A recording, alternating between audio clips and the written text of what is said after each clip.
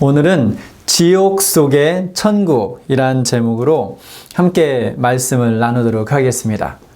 제가 두 가지 이야기를 들려드릴 텐데 한번 잘 들어보시기 바랍니다.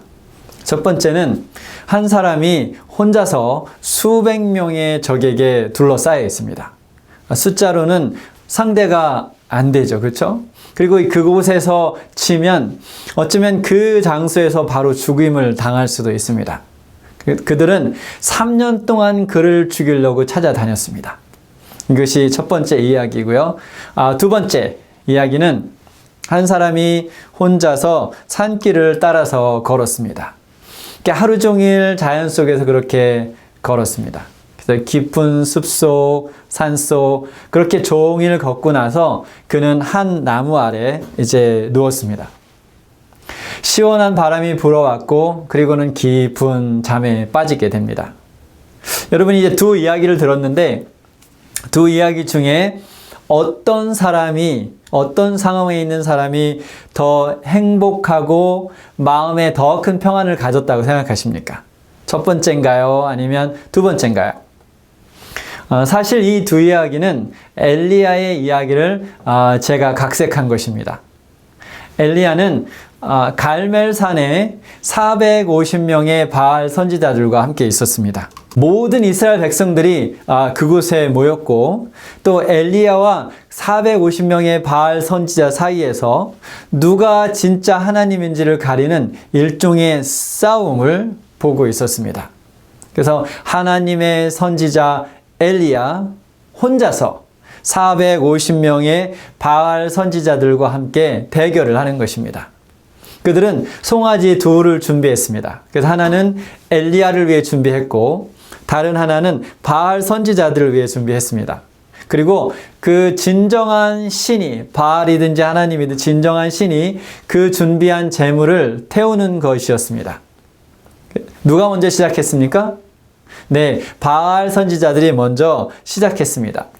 그들이 받은 송아지를 가져다가 잡고 이제 아침부터 정오까지 바알의 이름을 불러 이르되 바알이여 우리에게 응답하소서 하나 아무 소용도 없고 아무도 응답하는 자가 없으므로 이제 그들이 그 쌓은 제단 위에서 뛰놀았습니다. 자기들 몸에 상해를 하기도 했죠. 그런데 이제 정오가 되자 엘리야가 그들을 조롱하기 시작했습니다. 열왕기상 18장 27절에 보면 정오에 이르러는 엘리야가 그들을 조롱하여 이르되 큰 소리로 부르라. 그는 신인즉 묵상하고 있는지 혹은 그가 잠깐 나갔는지 혹은 그가 길을 행하는지 혹은 그가 잠이 들어서 깨워야 할 것인지 라고 그들을 조롱했습니다. 이제는 엘리야의 순서가 되었습니다. 그도 제물을 준비하고 기도했습니다. 여호와여 내게 응답하옵소서. 내게 응답하옵소서. 이렇게 엘리야가 간절히 기도하자 어떠한 일이 벌어졌습니까? 하늘에서 불이 내려서 번제물을 태웠습니다. 모든 백성이 그 상을 보고 이제 땅에 엎드려 말하되 여호와 그는 하나님이시로다. 여호와 그는 하나님이시로다 라고 외쳤습니다. 이렇게 큰 승리를 경험한 후에 이 용기 100배 하나님의 선지자 엘리야는 자기의 생명을 위협하는 협박을 듣습니다. 열왕기상 19장 2절에 이세벨이 사신을 엘리야에게 보내 이르되 내가 내일 이맘때에는 반드시 내 생명을 저 사람들 중 바알 선지 죽은 바알 선지자들이죠. 저 사람들 중 한 사람의 생명과 같게 하리라.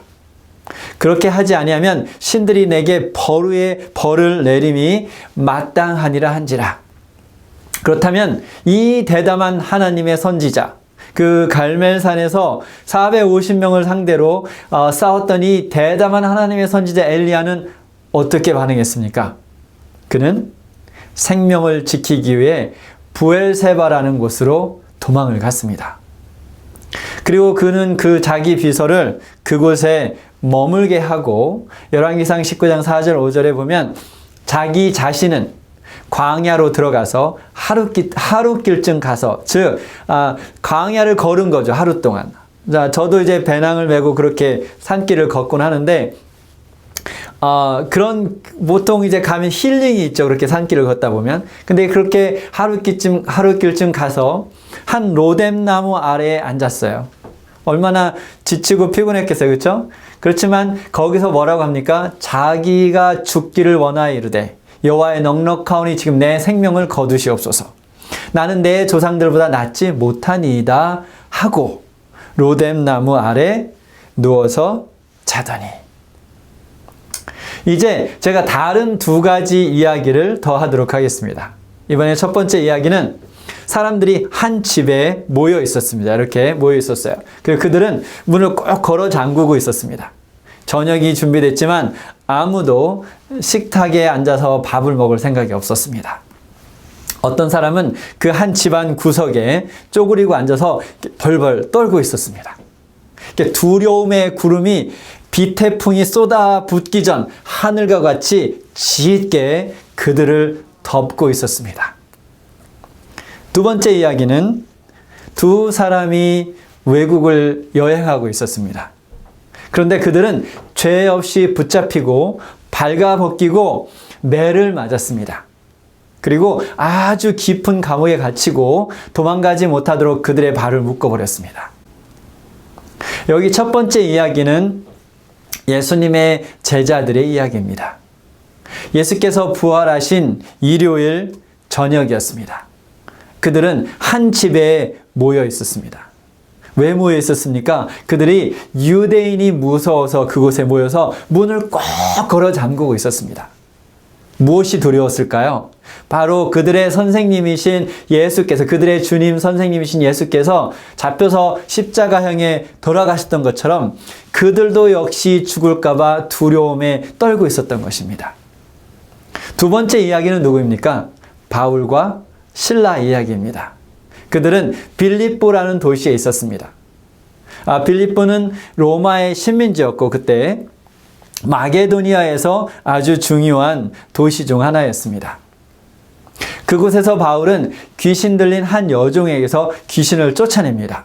그런데 그 여종으로 인해 주인이 돈을 많이 벌었었기 때문에 그 여종 주인이 이제 모략해서 바울과 실라가 체포되는 것입니다. 자기 돈에 소스가 없어졌으니까 화가 났겠죠. 그렇죠? 그런데 이 재판을 받은 후 그들은 알몸으로 매를 맞고 깊은 감옥에 갇히게 됩니다. 그들이 감옥에서 무엇을 했습니까?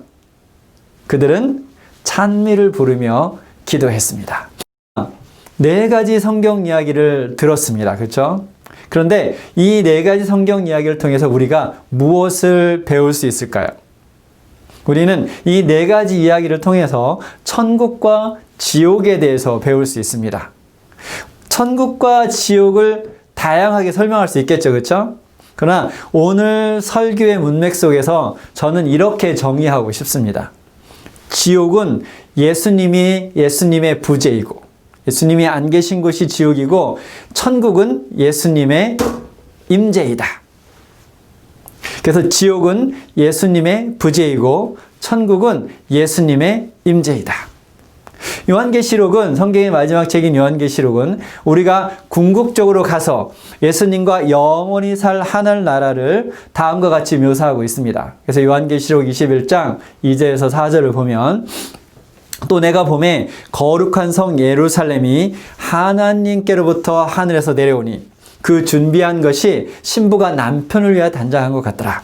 내가 들으니 보좌에서 큰 음성이 나서 이르되 보라 하나님의 장막이 사람들과 함께 있으매 하나님이 그들과 함께 계시리니 그들은 하나님의 백성이 되고 하나님은 친히 그들과 함께 계셔서 모든 눈물을 그 눈에서 닦아주시니 다시는 사망이 없고 애통하는 것이나 곡하는 것이나 아픈 것이 다시 있지 아니하리니 처음 것들이 다 지나갔습니다.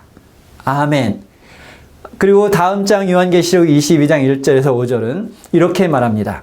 또 그가 수정같이 맑은 생명수의 강을 내게 보이니 하나님과 및 어린 양의 보좌로부터 나와서 길 가운데로 흐르더라. 강 좌우에 생명나무가 있어 12가지 열매를 맺되 달마다 그 열매를 맺고 그 나무 잎사귀들은 만국을 치료하기 위해 있더라.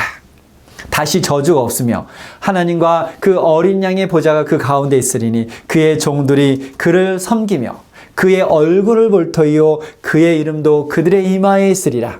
다시 밤이 없겠고 등불과 햇빛이 쓸데없으니 이는 주 하나님이 그들에게 비치심이라. 그들이 세세토록 왕노릇 하리로다.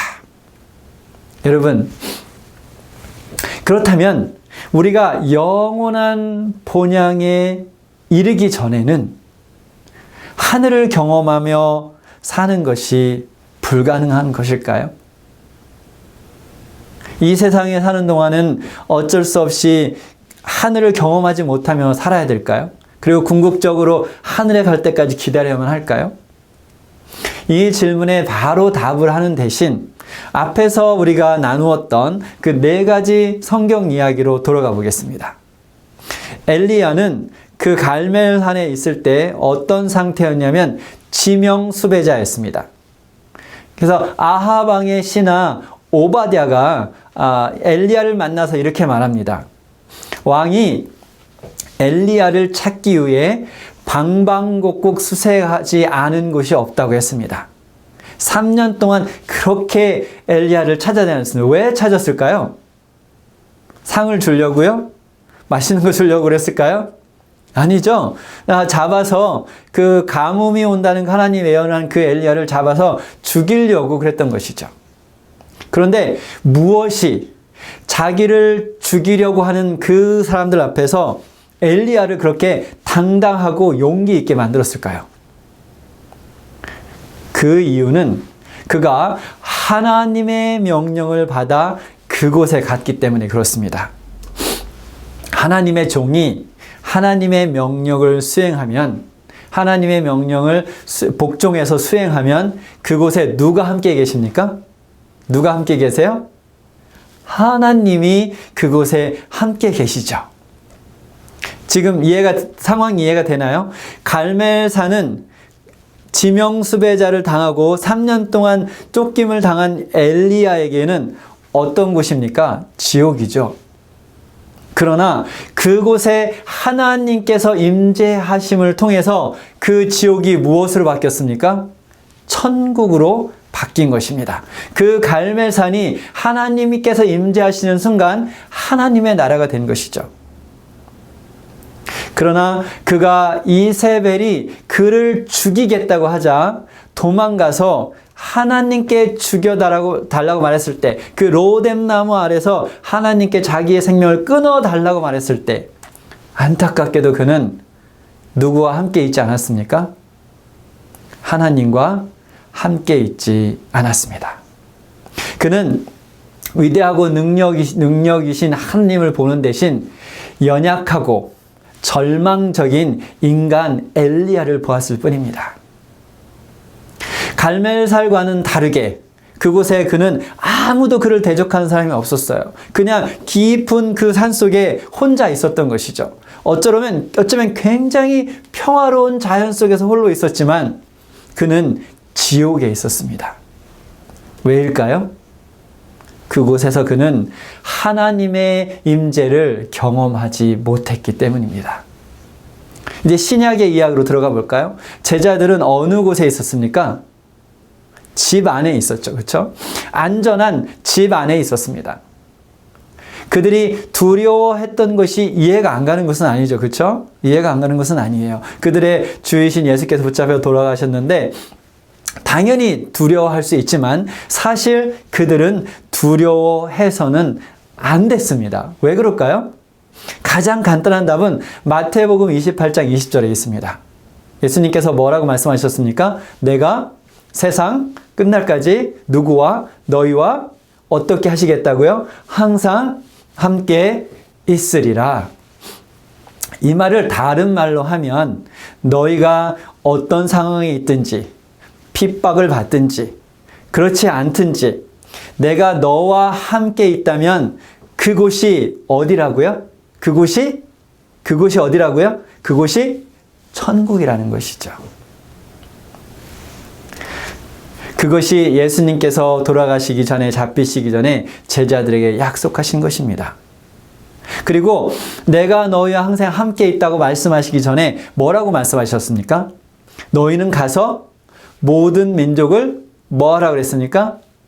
제자 삼으라 그랬죠. 그렇죠? 그런데 그들이 바로 붙잡혀서 죽을 것 같으면 예수님께서 가서 모든 민족으로 제자를 삼으라고 하셨을까요? 아니죠. 다른 말씀을 하셨겠죠. 그러나 그들은 예수님의 임재를 느끼지 못했고 예수님의 부재 속에서 두려워했습니다. 그래서 그들이 안전한 집안에 문을 잠그고 있었지만 예수님이 계시지 않는 그곳은 어디였습니까? 지옥이었던 것이죠. 그러나 바울과 실라는 어떤 상황에 있었습니까? 알몸으로 죽도록 맞았어요.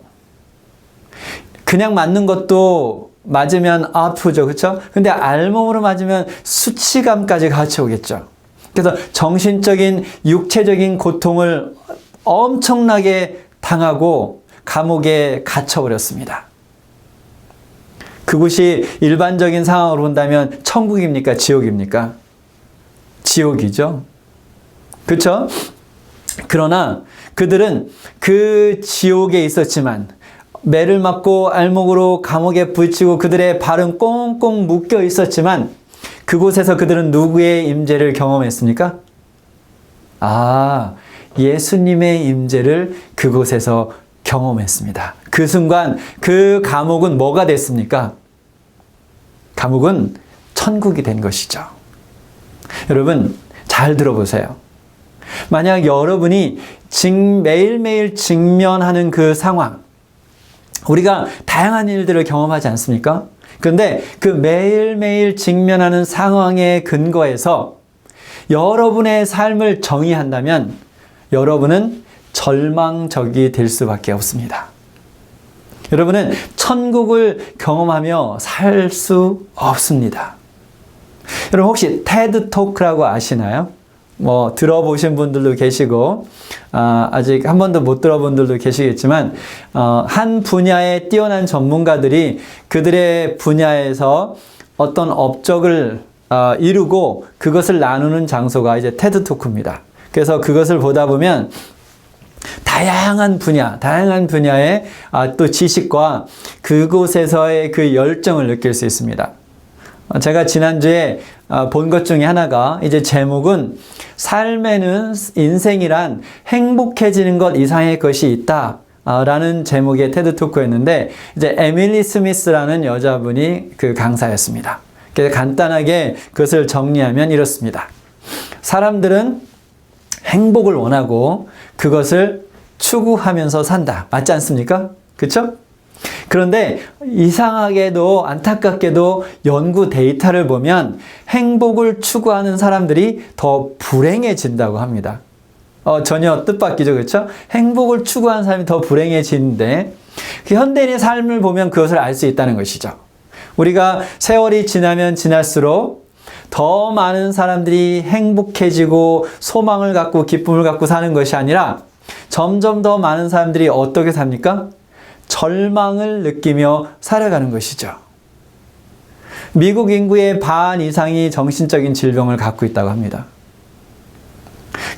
그런데 이 연구 결과를 보면 왜 그들이 점점 그들의 삶이 절망적이라고 느끼며 살고 있는가? 그 연구 결과를 보면 그 이유는 행복이 결여가 된 것이 아니라, 결여되었기 때문이 아니라 무엇이 결여되기 때문에 그러냐면 인생의 의미가 결여되었기 때문에 그렇다고 합니다. 그들이 사는 인생의 의미를 느끼지 못하고 살기 때문에 그들은 더 편안해지고 더 많은 것을 소유하고 있지만 여전히 점점 더 절망을 느끼고 비참하다고 느끼는 것이죠. 많은 심리학자들은 행복을 이렇게 정의합니다. 어떤 순간에 어떤 그 모멘트, 순간에 편안함과 안락함을 느끼는 것, 그것이 행복이라고 합니다. 그런데 또 인생의 의미에 대해서 잘 알려진 심리학자 마틴은 이렇게 말합니다. 그래서 지금 행복과 의미를 비교하고 있어요. 의미는 어떤 곳에 소속된 소속감과 당신을 넘어선 그 어떤 것에 대한 봉사와 당신 안에 있는 최고의 것을 개발하는 것으로부터 온다라고 정의를 했습니다.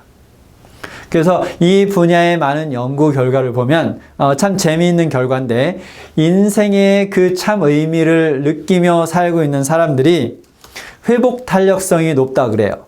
제가 첫 해인가 둘째에 회복 탄력성 테스트를 한번 한 적 있어요. 교회에서. 기억나시나요?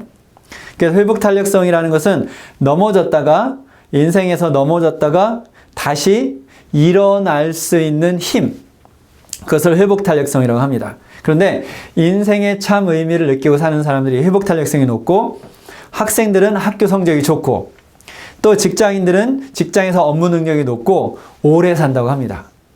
이거 사람들이 다 원하는 거 아닌가요? 그런데 행복을 추구하며 사는 사람들은 이런 것을 느끼지 못하고, 오히려 삶의 진정한 의미를 추구하는 사람들이 이런 것을 느끼며 살아간다는 것이죠. 그래서 그녀는 그 테드토크에서 의미 있는 삶을 위한 4가지를 제안을 했습니다. 첫 번째는 belonging이었어요. 진정한 사랑의 관계로 만들어진 소속감. 그것이 부모 자식이든 어떤 관계든 그러한 진정한 의미, 그 진정한 의미로 만들어진 어떤 소속감, 내가 어디에 사랑의 관계로 소속되어 있다, 그것이었고, 두 번째는 목적이 있어야 된다고 했습니다. 그 목적은 무엇이냐면 자신의 힘을, 자신의 에너지를 다른 사람을 위해 봉사하는 데 사용하는 것이 목적이고, 세 번째는 초현실적인 경험입니다. 이 사람은 기독교인이 아니기 때문에 이렇게 표현합니다. 인생의 이런저런 바쁜 일상에서 벗어나고 자아를 탈출해서 더 높은 차원의 현실과 연결된 느낌, 이것이 있어야 되고, 네 번째는 스토리텔링이라고 했습니다. 그래서 우리가 우리 자신에 대해서 우리 스스로 말하는 이야기, 즉 이런 것이죠. 내 인생은 이래. 그렇죠? 삶에 어떤 일이 일어났을 때 내 인생은 이래. 이렇게 내가 내 인생의 스토리텔링을 하는 거. 그런데 우리가 우리 이야기의 저자인 것이죠. 그렇죠? 내가 내 인생에 대해서 내 스스로 말할 때 나는 그 이야기의 저자가 되는 것이죠. 그렇다면 그 나의 뜻에 따라서 똑같은 상황을 다른 스토리로 말할 수 있죠. 그렇죠? 이해가 되시나요? 그래서 인생은 단순히 이벤트의 연속이 아니라, 그것은 내가 내 인생의 저자로서 그것을 에디팅하고 해석해서 다른 이야기를 말할 수 있다는 것이죠. 그래서 어떤 사람이 교통사고가 나서 두 다리를 잃었어요. 그거를 스토리텔링을 한다면 어떻게 할까요? 그 사람이 옛날에 축구 선수였어요. 그러면 참 비참해. 내 인생은 축구가 전부였었는데 이제는 아무것도 할 수 없어. 정말 이대로 인생이 끝나버렸으면 좋겠어. 이렇게 스토리텔링을 할 수도 있겠죠. 그렇죠? 그러나 그 다리를 절단한 속에서 새로운 인생의 의미를 찾고, 그곳에서 또 다른 삶의 의미를 발견해서 그 다리가 절단된 그 상황을 다른 이야기로 새롭게 이야기할 수 있다는 것이죠. 그 인생의 이야기를 하는 저자가 누구라고요? 바로 나 자신이라는 것이죠.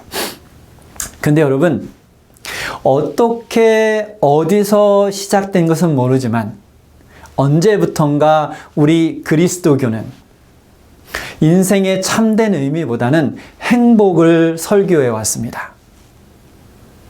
행복을 이야기해 왔던 것이죠. 인생의 참된 의미보다는. 그 결과 많은 그리스도인들이 행복을 추구하며 살아가게 되었습니다. 즉 무엇을 추구하는 것인가요? 편안함과 안락함을 추구하는 것이죠. 그런데 그렇게 앞에서 우리가 그 테드 톡을 이야기했던 것처럼 편안함과 안락함을 추구하며 행복을 추구하니까 행복해졌다고 했나요? 아니었죠. 그들이 오히려 절망적이 됐듯이 그리스도인들의 삶이 어떻게 됐습니까? 두려워하고 불평하고 비난하고 절망의 삶이 된 것이죠. 그런데 성경 우리에게 어떤 삶을 살라고 가르칩니까? 감사와 기쁨의 삶을 살라고 가르치지만 행복을 추구하는 그리스도인들은 그러한 삶을 경험하지 못하게 되는 것이죠. 여러분 혹시 그렇게 느끼셨는지 모르겠지만 그 에밀리 스미스가 말한 그 테드 토크의 이야기는 그 네 가지는 우리의 영적인 삶과 많은 연관성을 갖고 있는 것을 볼 수 있습니다. 신약 성경에서 뭐라고 가르칩니까? 우리가 예수님을 영접하고 그분과 매일 동행하는 삶을 산다면 예수님이 내 안에 계시다고 했죠. 그것은 뭡니까? 바로 belonging이죠. 그렇죠? 예수님의 속한 삶. 잘 알고 있지만 우리가 예수님의 약속 한번 읽어볼까요? 요한계시록 3장 20절에 볼지어다 내가 문 밖에 서서 두드리노니 누구든지 내 음성을 듣고 문을 열면 내가 그에게로 들어가 그와 더불어 먹고 그는 나와 더불어 먹으리라. 그쵸? 무엇이 있는 겁니까? belonging, 예수님과의 그 소속된 관계. 두 번째, 그리스도인들에게는 목적이 있습니다. 어떤 목적이 있습니까? 섬김의 목적이 있죠. 잃어버린 자를 찾기 위해 섬기고 희생하는 것이 그리스도인의 목적입니다. 그리고 그리스도께서 함께 하신다면 우리 삶에 어떠한 일이 일어나든지 우리는 기쁨과 희망으로 우리 삶에 대한 스토리텔링을 할 수 있습니다. 우리가 고난을 직면할 때 다른 사람이 보면 어쩌나 저렇게 맨날 힘들어서 어쩌나 라고 우리의 삶을 보고 혀를 찰 때 우리는 아니요. 저를 불쌍히 보지 마세요. 제 삶에는 오히려 이 속에서 제가 하늘을 경험하고 살고 있습니다. 이렇게 여러분은 그리스도 안에서 스토리텔링을 다시 할 수 있다는 것이죠. 여러분, 여러분의 삶이 지금 현재 참 편안하고 쉽다 라고 생각하고 살든 아니면 진짜 어렵고 힘들다 라고 정말 피곤하다 라고 생각하고 살든 우리가 이 땅에서의 삶을 새 하늘에서의 삶과 비교하면 이 땅은 뭡니까? 이 땅은 지옥이에요. 그쵸? 아무리 좋아봤자 새 하늘에서 영원히 사는 그 삶과 비교한다면 이 땅은 지옥입니다. 그러나 우리가 매일 예수 그리스도를 우리의 삶 속에 모시고 그분과 동행한다면 이 지옥 안에서 우리가 무엇을 만들 수 있습니까? 천국을 만들 수 있습니다. 이 지옥이 무엇이 되는 건가요? 그곳에 하나님께서 임재하심을 통해서 하나님의 나라가 되는 것이죠. 이 불평과 고통과 두려움 그리고 비난이 가득 찼던 그 가슴 속에 무엇이 가득 차게 될까요? 감사와 기쁨이 평강이 가득 차게 되겠죠. 그렇게 된다면 우리 삶 속에 어떠한 일이 일어나든지 무엇이 나를 쳐서 넘어지게 하든지 어떤 고난이 나를 뒤엎고 나를 뒹굴게 만들든지 내가 가졌든지 못 가졌든지 내가 있는 곳이 어디입니까? 그곳이 천국인 것이죠. 그곳이 어디입니까? 그곳이 하나님의 나라인 것이죠. 저는 쓰레기 더미 위에 핀 꽃을 보았습니다. 그리고 이 포장된 도로의 그 갈라진 틈을 트고 이 갈라진 틈을 통해서 나와서 핀 꽃을 봤어요.